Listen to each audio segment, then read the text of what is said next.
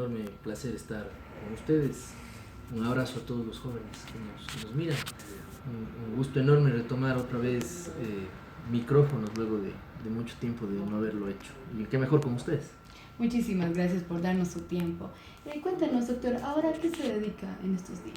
Bueno, yo a raíz de que salí del sector público, tenía ya desde hace un tiempo atrás un estudio jurídico a título personal con mi padre desde hace muchos años. De hecho, un estudio jurídico lo fundamos en el año 1997. Retomé la actividad profesional hace 2 años y medio. Estoy dedicado exclusivamente a mis actividades profesionales particulares en mi estudio jurídico con los socios de la firma y con algunos otros asociados, así que sirviendo a la gente desde aquí, sirviendo lo que nos gusta hacer, servir. Evidentemente también hay que comer, pero claro, para nosotros es importante estar en actividad, así que nos hemos alejado un poco de la política, pero estamos dedicados al ejercicio profesional. Y siempre también colaborando con la juventud. Siempre colaborando con la juventud, siempre estar pendiente de que las cosas que se pudieron haber hecho puedan seguir sirviendo a la gente, puedan seguir dando sus frutos, ¿no? Muy bien. Eso es lo importante, conocer su trabajo y sobre todo el apoyo que usted brinda a la ciudadanía. Ya entrando ya en cuanto al tema de la entrevista, para ponernos más o menos en contexto, quisiera saber su lectura respecto a la participación de las fuerzas políticas en las movilizaciones de octubre. Yo creo que lo que pasó en octubre es una consecuencia, en realidad, del descontento de la gente frente a una posición gubernamental que lo que hace es tomar una medida que afecta directamente al bolsillo de la gente. Es decir, usted tiene problemas en la caja fiscal y tiene varias alternativas desde el punto de vista económico para poderlas plantear. Algunas son más ortodoxas, otras menos ortodoxas, más sociales o menos sociales. El gobierno tomó la decisión de caminar por una muy dura decisión, que es quitar los subsidios a la gasolina. Ya lo hizo antes con la gasolina super, luego con la gasolina extra e incluso el diésel. Yo recuerdo que alguien decía en las movilizaciones: sube la gasolina y sube todo, y efectivamente así es. Entonces el descontento de la gente frente a esa situación fue enorme. Y claro, las organizaciones sociales, los trabajadores organizados en el Frente Unitario de Trabajadores, los transportistas también organizados, tomaron la decisión de salir a protestar. A esto se sumó el descontento del sector indígena, que efectivamente llevó al país a 13 días de un colapso enorme. La movilidad, la productividad fue un tema que no solamente hizo colapsar esos 13 días, sino que incluso hasta en estos días, a inicios de este año 2020, dentro de incluso la primera quincena de enero que estamos ahora, se siente el coletazo, digamos, de ese frenón que tuvimos en esos 15 días casi en el mes de octubre. Entonces, no responde a otra cosa que no sea el descontento popular. Es decir, yo no creo que haya que ser demasiados expertos, politólogos, sociólogos, para hacer un análisis de lo que sucede en la calle. Lo que sucede en la calle es que la gente tiene un descontento frente a ese manejo económico. Creo que la posición de encontrar un equilibrio en las finanzas públicas se hace necesaria cuando en el país pensamos que es necesario o fundamental encontrar una salida para el circulante que tenemos todos los días, para poder equilibrar la caja fiscal, digamos, se hace necesario. Pero nos olvidamos de que cuando vamos a poner esas políticas, el primer afectado es la persona que toma el bus todos los días, que vive con un salario básico o con menos de un salario básico, personas que no están afiliadas a la seguridad social, es decir, aquellos que tienen un empleo inadecuado, que se llama, que en los últimos años esa cifra se ha incrementado, e incluso aquellas personas que no tienen un empleo. Entonces, todas estas medidas, perdóneme que utilice este término, pero toda la bronca política termina pasándole factura al ciudadano. El ciudadano mira la bronca de los políticos. El político A se pelea con el político B. El político A critica lo que hace el político B y el B a su vez lo que hace el A. Y esas pugnas y esas permanentes broncas políticas, lo que termina haciendo es que la gente sea mero espectador todos los días en los canales de televisión o en las redes sociales de esa bronca. Pero nadie le dice a la gente cómo va a solucionar el tema de que 6 de cada 10 ecuatorianos no tengan un empleo adecuado. Cómo vamos a solucionar el problema donde 9 de cada 10 ecuatorianos está en contra de que se desdolarice el país, ¿no? ¿Cómo vamos a solucionar el hecho de que los ecuatorianos, o al menos 8 de cada 10 ecuatorianos, están descontentos con lo que está haciendo este gobierno? ¿Cómo vamos a solucionar, cómo vamos a darle respuestas a la gente sobre eso? Yo siempre he dicho, es necesario la confrontación política de ideas, pero cuando la confrontación política va al terreno personal o cuando la confrontación política va al terreno de los odios y las venganzas, el que termina perdiendo es el ciudadano. Entonces creo que es hora de que en la perspectiva de este próximo año encontremos la forma de cerrar algunas brechas y enrumbarle al país en una suerte de un plan económico que le rescate al Ecuador. A ver, creo que tampoco hay que ser muy brujos para darse cuenta de que en todos los países en los que el Fondo Monetario Internacional ha puesto sus narices, ha fracasado el modelo y los pobres se han hecho más pobres. Y no hay que decir que los ricos se han hecho más ricos, porque seguramente tampoco ha pasado. Y esa brecha se ha agrandado porque los pobres se han hecho más pobres, pero los ricos han tenido incluso a lo mejor el mismo estatus. Y no está en el hecho de atacar a los ricos para hacer menos pobres a los pobres. No se trata de eso. Hay que gobernar con todos. Y en ese sentido, manejar una suerte de equilibrio, ¿no?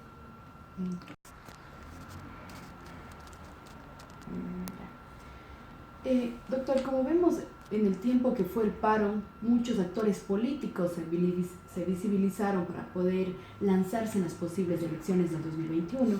Para usted, ¿cuál cree que es la fuerza política que mejor se perfila para ese año? Yo creo que el paro de octubre perjudicó a todas las fuerzas políticas. Es decir, yo creo que no hubo ganadores.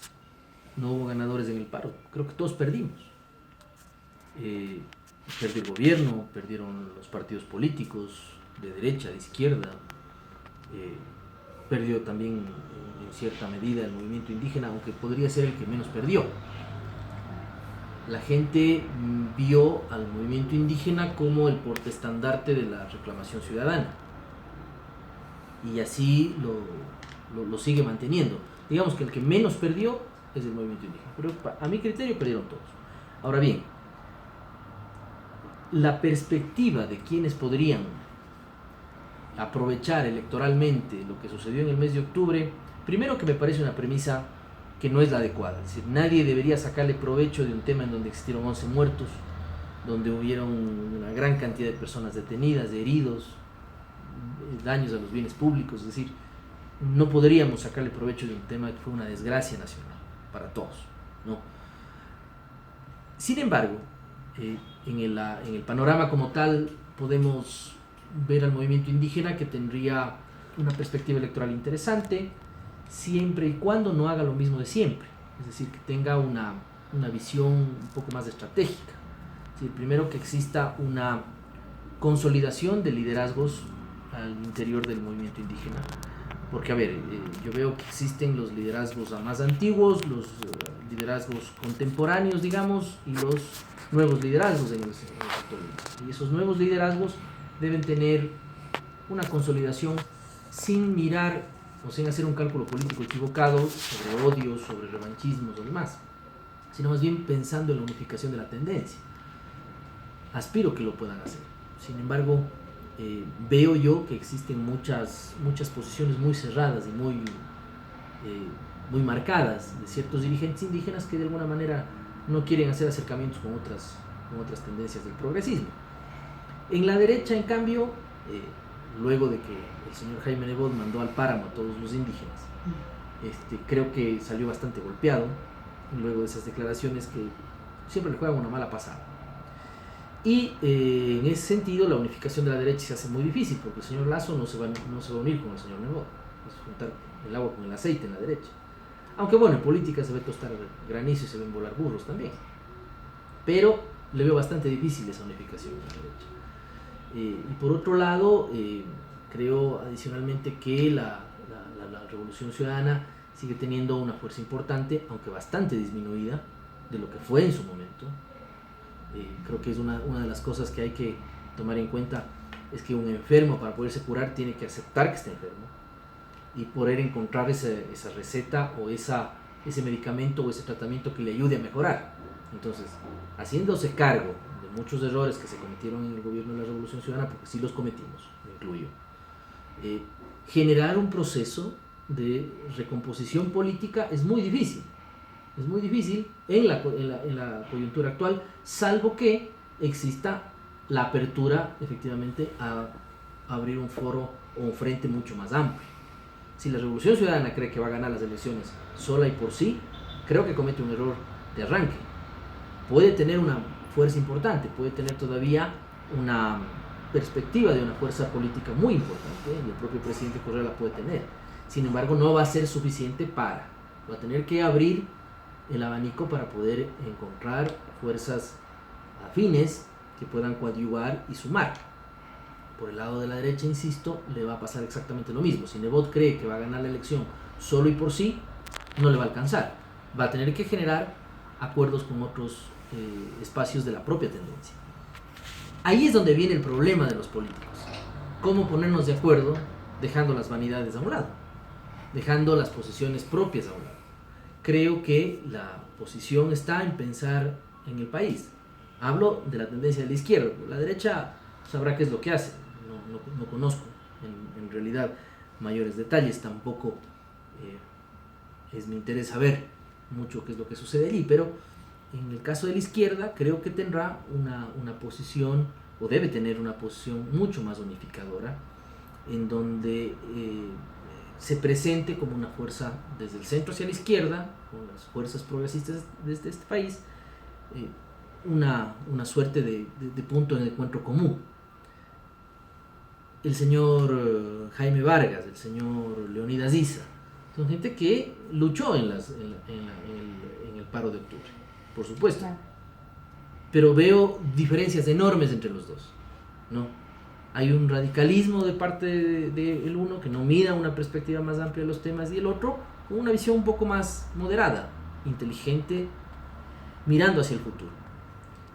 Mucho va a depender de cómo vaya decantando esas posiciones, de ir bajando las armas, por decirlo de alguna manera, desde el punto de vista político-electoral, que permita tender puentes con otras fuerzas políticas de izquierda. Insisto, la Revolución Ciudadana, el correísmo como tal, conforme se va acercando las elecciones, se va fortaleciendo. Porque como decía Perón, le preguntaban a Perón cuando estuvo en el exilio en Argentina, le decían: general, ¿qué hará usted para regresar al poder? Y él contestaba: nada, todo lo harán mis enemigos. Entonces, mientras más se va acercando, creo yo, las elecciones, el correísmo se va fortaleciendo por la constante, los constantes errores y constantes tropiezos que tiene el actual gobierno. Y por otro lado, una derecha que no encuentra una unificación, que no encuentra la forma de tener un candidato único, sino más bien ahí también priman mucho los intereses económicos, empresariales y demás. Están en su legítimo derecho también, pero lo que no están en el derecho es de imponer ese modelo en una sociedad en donde debe primar primero la gente, donde debe estar primero la gente y no el capital. Más o menos, ¿usted cómo divisa el panorama para la Revolución Ciudadana y también para Rafael Correa en las futuras elecciones? Miren, es indiscutible el liderazgo de Rafael Correa. Digamos, nadie puede negar el liderazgo que tiene el presidente Correa. Sin embargo, creo que va a ser muy difícil para él, con el panorama judicial que tiene, va a ser muy difícil poder presentarse o venir personalmente a inscribir una candidatura. Es decir, eso es lo que está en el panorama en este momento. Le hablo desde el punto de vista estrictamente legal. Ahora, desde el punto de vista político, es indiscutible que la Revolución Ciudadana tiene una una fortaleza enorme todavía, que insisto, como le decía hace un momento, si cree el correísmo y la Revolución Ciudadana que por sí sola va a intentar regresar a una segunda vuelta o incluso ganar las elecciones, desde mi perspectiva muy personal está equivocada. Tiene que generar acuerdos y alianzas que le permitan unificar la tendencia, porque por sí no le va a alcanzar. O sea, eso se lo digo con mucha sinceridad y se lo digo con la libertad que tengo de ser de haber pertenecido al gobierno del presidente Correa, muy orgulloso por supuesto de haber pertenecido al gobierno del presidente Correa, pero no milito en Compromiso Social. Es decir, yo tengo la libertad de poder decirlo. Y en ese sentido, me parece a mí que la perspectiva del correísmo es muy importante, siempre y cuando exista la suficiente astucia, inteligencia y la suficiente posición un poco más abierta de generar acuerdos con otros sectores. Para mí tiene muchas posibilidades, pero necesita ser muy fino al momento de hilar alianzas. A continuación vamos a hacer un ejercicio en el cual yo le voy a ir dando nombres y usted me va a decir una opinión de ellos con máximo 3 Son palabras. esas cosas en donde uno tiene que pensar rápido y no equivocarse. Exactamente, Okay. Ahí está. Entonces los nombres le voy a decir a continuación. Lenín Moreno, Presidente del Ecuador. Juan Cristóbal Lloret, Hermano. Rafael Correa, Gran amigo. Evo Morales, Ejemplo. Leonidas Issa, Gran líder. Jaime Nebot. Exalcalde de Guayaquil. Ya. A continuación, entonces, nosotros para continuar con esta entrevista, quisiéramos saber si usted piensa ser candidato en 2021 y de ser lo posible, ¿por cuál tienda política iría? Yo le dije antes, extra micrófonos, que no había dado una entrevista 2 años, que es una de las primeras entrevistas que doy después de 2 años. Pero usted no se va por las ramas, usted pregunta directamente. Mire, todavía es muy pronto para poder decidir. Creo que estos 2 años y medio me ha servido para acercarme muchísimo a mi familia, para poder recuperar a mis hijos, poder recuperar a mi esposa. Y cuando digo recuperar no es porque los perdí del todo, es porque casi no los veía. Porque trabajábamos 16, 18 horas al día, trabajábamos de sol a sol, domingo a domingo. Y la verdad que incluso la salud se vio bastante afectada. Tuve que hacer un tratamiento de salud muy largo también para poder recuperar las energías. Y también entender el crecimiento de los hijos. Yo tengo a mi hijo Juan Antonio, que tiene 6 años, a mi hija Manuela, que tiene 4, es decir, no me quiero perder tampoco el crecimiento de mis hijos. Así que de verdad creo yo que la familia para mí realmente es primero.